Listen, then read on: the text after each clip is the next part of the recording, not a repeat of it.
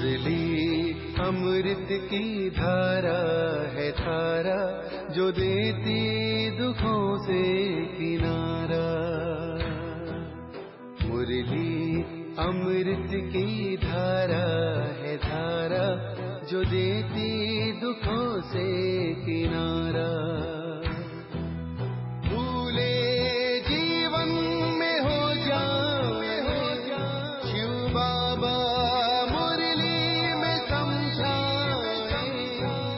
भूले जीवन में हो जाए शिव बाबा। ओम शांति।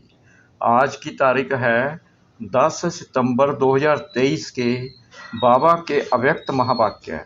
Revise date 4/12/1995 Madhuban.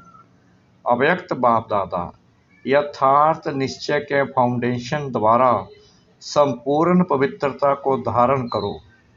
आज बाप दादा देश विदेश चारों ओर के नए नए बच्चों को देख रहे थे, चाहे मधुबन में साकार रूप में आए हैं, चाहे आकार रूप में अपने अपने सेवा स्थान में आए हुए हैं। तो न्यो को देख बाप दादा सभी के निश्चय को देख रहे थे, क्योंकि निश्चय इस ब्राह्मण जीवन के संपन्नता का फाउंडेशन है, और फाउंडेशन मजबूत है तो सहज और तीव्र गति से संपूर्णता तक पहुंचना निश्चित है।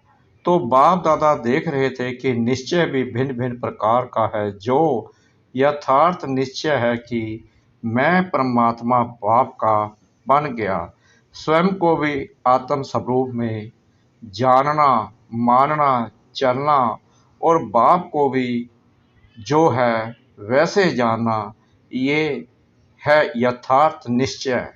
दूसरा निश्चय है योग द्वारा थोड़े समय के लिए अशांति से शांति का अनुभव करते हैं, और स्थान का शक्तिशाली शांत वायुमंडल आकर्षित करता है। वह ब्राह्मण परिवार, ब्राह्मण आत्माओं का आत्मिक प्यार और पवित्रता की जीवन का प्रभाव पड़ता है। कंपनी अच्छी लगती है। दुनिया के वायुमंडल के कॉन्ट्रास्ट में ये संग अच्छा लगता है। ज्ञान भी अच्छा, परिवार भी अच्छा, वायुमंडल भी अच्छा। तो वो अच्छा लगना उस फाउंडेशन के आधार पर चलते रहते हैं। ये है दूसरा नंबर। पहला नंबर सुनाया यथार्थ निश्चय, और दूसरा नंबर अच्छा लगता है, और तीसरा नंबर दुनिया के संबंधियों के दुखमय वातावरण से बचकर जितना समय भी सेवा केंद्र पर आते हैं, उतना समय दुख से किनारा होकर शांति का अनुभव करते हैं। ज्ञान की गुहाता में नहीं जाएंगे, लेकिन शांति की प्राप्ति के कारण कभी आते हैं और कभी नहीं भी आते हैं। लेकिन यथार्थ निश्चय बुद्धि विजयी होते हैं, और देखा जाता है कि जब शुरू में आते हैं तो अशांति से तंग होते हैं, शांति के इच्छुक होते हैं। तो जैसे प्यासे को एक बूंद भी अगर पानी की मिल जाए तो वो बहुत बड़ी बात अनुभव करता है। तो अप्राप्ति से प्राप्ति होती है। परिवार में, ज्ञान में, योग में, वायुमंडल में अंतर दिखाई देता है। तो पहला समय बहुत अच्छे उमंग उत्साह से चलते हैं, बहुत नशा रहता है, खुशी भी होती है। लेकिन अगर पहले नंबर के यथार्थ निश्चय का फाउंडेशन पक्का नहीं है, दूसरे या तीसरे नंबर का निश्चय है, तो धीरे धीरे जो शुरू की खुशी, शुरू का जोश है, उसमें फर्क आ जाता है। इस सीजन में नए नए बहुत आए हैं और चांस भी मिला है। यह तो बहुत अच्छा है। बाप दादा को भी नए नए बच्चों को देख खुशी होती है कि ये फिर से अपने परिवार में पहुंच गए। लेकिन ये चेक करो कि निश्चय का फाउंडेशन पक्का है। हमारा निश्चय नंबर 1 है, वह नंबर 2 है। अगर नंबर 1 निश्चय है तो चलते चलते मुख्य पवित्रता धारण करने में मुश्किल नहीं लगेगा। अगर पवित्रता स्वप्न मात्र भी हिलाती है, हलचल में आती है, तो समझो नंबर 1 फाउंडेशन कच्चा है। क्योंकि आत्मा का सब धर्म पवित्रता है, अपवित्रता पर धर्म है और पवित्रता सब धर्म है। तो जब सब धर्म का निश्चय हो गया तो पर धर्म हिला नहीं सकता। कई बच्चे कहते हैं कि पहले तो बहुत अच्छे आते थे, अभी पता नहीं क्या हो गया। तो क्या हो जाता है कि बाप जो है जैसा है वैसे अनुभव में नहीं लाते।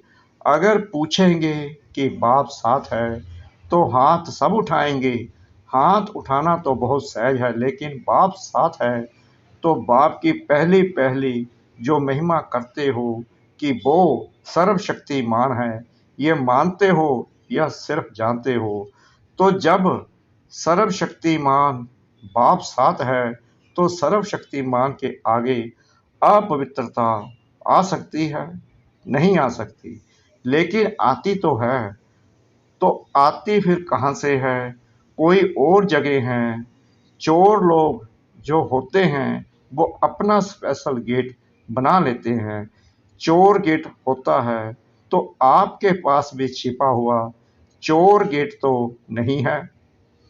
चेक करो, नहीं तो माया आई कहाँ से? ऊपर से आ गई। अगर ऊपर से भी आ गई तो ऊपर ही खत्म हो जानी चाहिए।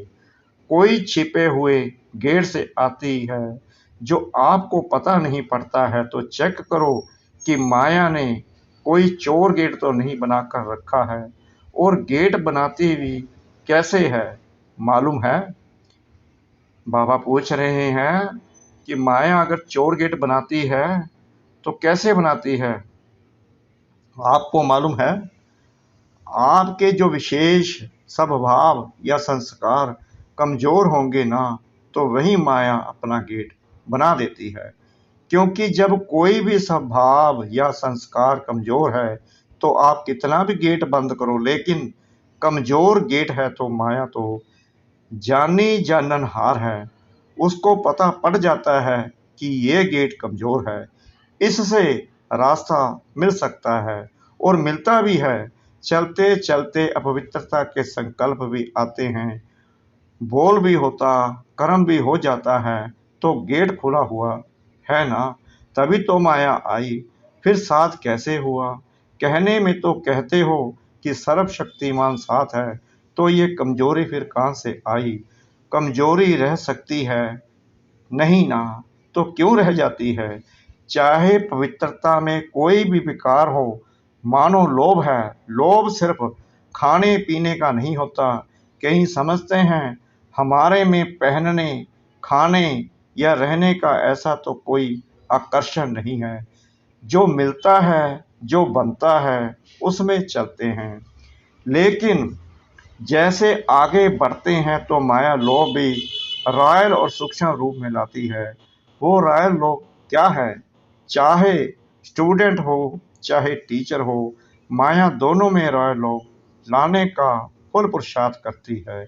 मानो स्टूडेंट है, बहुत अच्छा निश्चय, बुद्धि, सेवादारी है, सब में अच्छा है। लेकिन जब आगे बढ़ते हैं तो यह रॉयल लोभ आता है कि मैं इतना कुछ करता हूँ, सब तरह से मददगार हूँ, तन से, मन से, धन से, और जिस समय चाहिए उस समय सेवा में हाजिर हो जाता हूँ। फिर भी मेरा नाम कभी भी टीचर वर्णन नहीं करती कि ये जिज्ञासु बहुत अच्छा है। अगर मानो ये भी नहीं आवे तो फिर दूसरा रूप क्या होता है? अच्छा, नाम ले भी लिया तो नाम सुनते सुनते मैं ही हूँ, मैं ही करता हूँ, मैं ही कर सकता हूँ, वो अभिमान के रूप में आ जाएगा। या बहुत काम करके आए और किसी ने आपको पूछा भी नहीं, एक गिलास पानी भी नहीं पिलाया, देखा ही नहीं, अपने आराम में या अपने काम में बिजी रहे, तो ये भी आता है कि करो भी और पूछे भी कोई नहीं। तो करना ही क्या है? करना या ना करना एक ही बात है। पूछने वाला तो कोई है नहीं। इससे आराम से घर में बैठो, जब होगा तब सेवा करेंगे। तो ये भिन्न भिन्न प्रकार का विकारों का रॉयल रूप आता है, और एक भी विकार आ गया ना, मानो लोभ नहीं आया लेकिन अभिमान आ गया, या अपने मानने तक हमारी मान्यता हो उसका भान आ गया, तो जहाँ एक विकार होता है वहाँ उनके चार साथी छिपे हुए रूप में होते हैं, और एक को आपने चांस दे दिया तो वो छिपे हुए जो हैं वो भी समय प्रमाण अपना चांस लेते रहते हैं। फिर कहते हैं कि पहले जैसा नशा अभी नहीं है, पहले बहुत अच्छा था, पहले अवस्था बड़ी अच्छी थी, अभी पता नहीं क्या हो गया, माया चोर गेट से आ गई, ये है पता, ये नहीं कहो पता नहीं। और टीचर को भी आता है, टीचर को क्या चाहिए, सेंटर अच्छा हो, कपड़े भले कैसे भी हों लेकिन सेंटर थोड़ा रहने लायक तो अच्छा हो, और जो साथी हों वो अच्छे हों, स्टूडेंट अच्छे हो, बाबा की भंडारी अच्छी हो। अगर अच्छा स्टूडेंट चेंज हो जाए तो दिल थोड़ा धड़कती है, फिर समझते हैं कि क्या करें, ये मददगार था ना, अभी वो चला गया। मददगार जिज्ञासु था, वह बाप है, तो उस समय कौन दिखाई देता है, जिज्ञासु या बाप। तो ये रॉयल माया फाउंडेशन को हिलाने की कोशिश करती है। अगर आपको निश्चय है सर्वशक्तिमान साथ है तो बाप किसी न किसी को निमित्त बना ही देता है। कई फिर सोचते हैं हमें कम से कम एक बार आबू की कॉन्फ्रेंस में या किसी बड़ी कॉन्फ्रेंस में चांस मिलना चाहिए, चलो और नहीं योग शिविर तो करा लें, ये भी तो चांस होना चाहिए ना। चलो भाषण नहीं करें, स्टेज पर तो आवें, आखिर विनाश हो जाएगा, क्या विनाश तक भी हमारा नंबर नहीं आएगा। नंबर तो आना चाहिए ना, लेकिन पहले भी बाप दादा ने सुनाया कि अगर योग्य हैं चांस मिलता है तो खुशी से करो, लेकिन यह संकल्प करना कि हमें चांस मिलना चाहिए, ये भी मांगना है। चाहिए चाहिए ये है रॉयल मांगना, ये होना चाहिए, ये हमें पहचानते नहीं हैं। दादी दीदियां भी सभी को पहचानती नहीं हैं, जो आगे आते हैं उनको आगे कर लेते हैं। तो ये संकल्प आना यह भी एक सूक्ष्म मांगना है, लेकिन बाप दादा ने सुना दिया है कि मानो आप स्टेज पर आ गई या आपकी कोई भी विशेषता के कारण योग नहीं भी है, अवस्था इतनी अच्छी नहीं है, लेकिन बोल में कैचिंग पावर में विशेषता है तो चांस मिल जाता है, क्योंकि किसी की वाणी में मिठास होता है, स्पष्टता होती है और कैचिंग पावर होती है, तो यहाँ के वहाँ के मिसाल बग्रह कैच करके सुनाते हैं, इसलिए उन्हों का नाम भी हो जाता है। कौन चाहिए, फलानी चाहिए, कौन आवे, फलानी आवे, चाहे योग में कच्ची भी हो तो इस पर नंबर फाइनल नहीं होने हैं।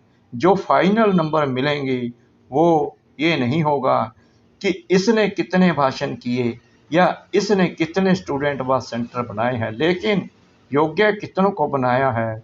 सेंटर बनाना बड़ी बात नहीं है, लेकिन योग्य कितनी आत्माओं को बनाया, नाम हो गया।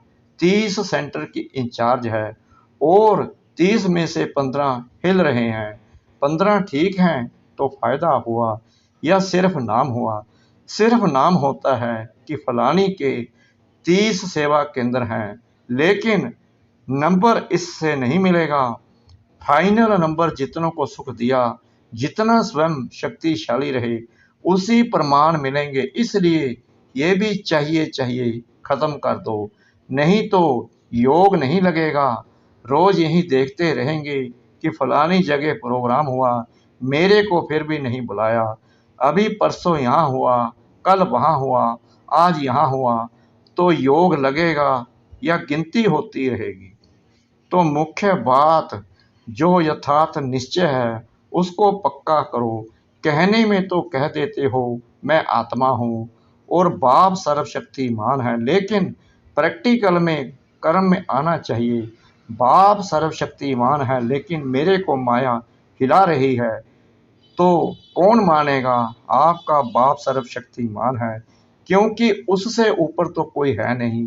तो बाप दादा आज निश्चय के फाउंडेशन को देख रहे हैं, चाहे नए हैं चाहे पुराने हैं, लेकिन इस निश्चय के फाउंडेशन को प्रैक्टिकल में लाओ और समय पर यूज करो। समय बीत जाता है, फिर बाप के आगे पश्चाताप के रूप में आते हो। क्या करें बाबा, हो गया, आप तो रहम दिल हो, रहम कर दो। तो ये क्या हुआ, ये भी रॉयल पश्चाताप है। साथ हैं तो किसी की हिम्मत नहीं है। निश्चय बुद्धि का अर्थ ही है विजयी। अगर कोई हिसाब किताब आता भी है तो मन को नहीं हिलाओ, स्थिति को नीचे ऊपर नहीं करो। चलो आया और फट से उसको दूर से ही खत्म कर दो। अभी योद्धे नहीं बनो, कहीं अभी निरंतर योगी नहीं हैं। कुछ समय योगी हैं और कुछ समय युद्ध करने वाले योद्धे हैं, लेकिन अपने को कहलाते क्या हो, योद्धे की योगी।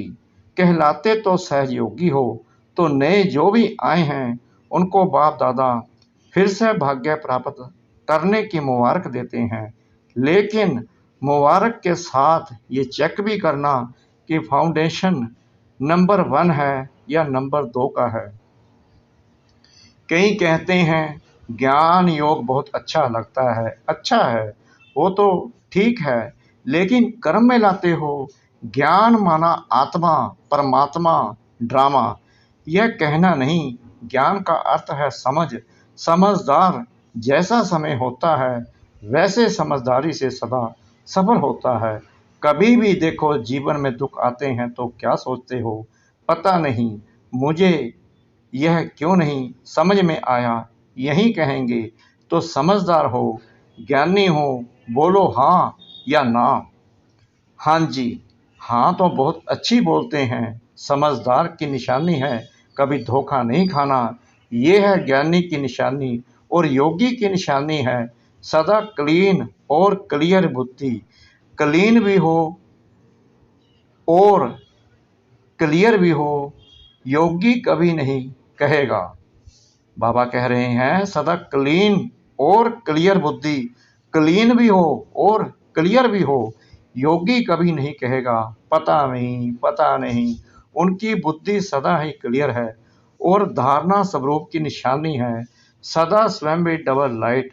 कितनी भी जिम्मेवारी हो, लेकिन धारणा मूर्त सदा डबल लाइट।